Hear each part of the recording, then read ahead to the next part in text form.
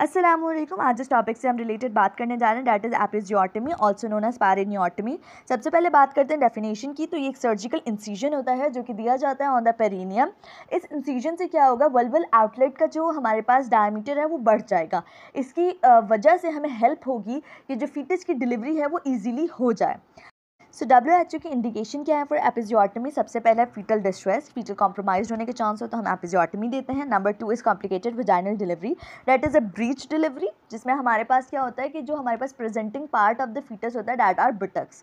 जबकि दूसरा होता है शोल्डर या फॉर्सेप्स डिलीवरी। फॉर्सेप्स डिलीवरी मैंने अदर वीडियो में इन डिटेल पढ़ाया है, वो भी आप लोग जाकर देख सकते हैं।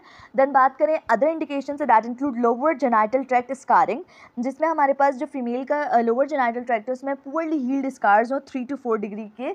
So that is another indication for episiotomy. अब दो तरीके से एपिजियोटमी कट्स दिए जाते हैं। एक होता है मिड लाइन एपिजियोटमी और एक होती है मीडियो लैटरल एपिजियोटमी।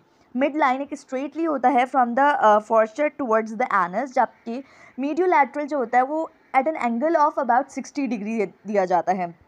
जो ये इंसिजन होता है स्पेशली मिडलाइन एपिजियोटमी, ये टोटली एवास्कुलर रीजन में दिया जाता है। सो इसमें ब्लड लॉस नहीं होता, हीलिंग भी क्विकली होती है और पोस्टपार्टम पेन भी कम होता है।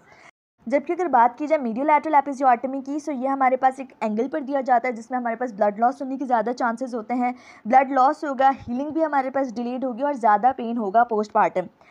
इतनी कॉम्प्लिकेशंस के बावजूद भी मीडियो लैटरल एपिजियोटमी जो है ये हमारे पास रिकमेंडेड इंसिजन है। क्यों?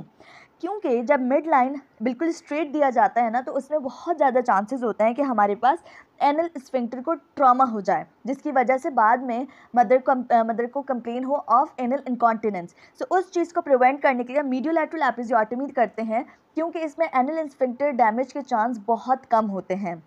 उसके बाद बात की जाए जो इंस्ट्रूमेंट यूज़ होता है for giving the episiotomy, that is episiotomy seizures.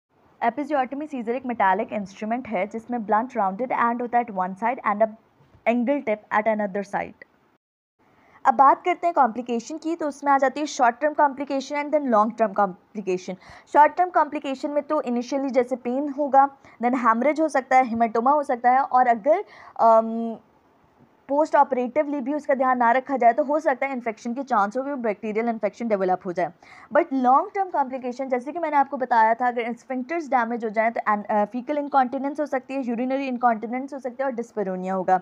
So this is all about episiotomy.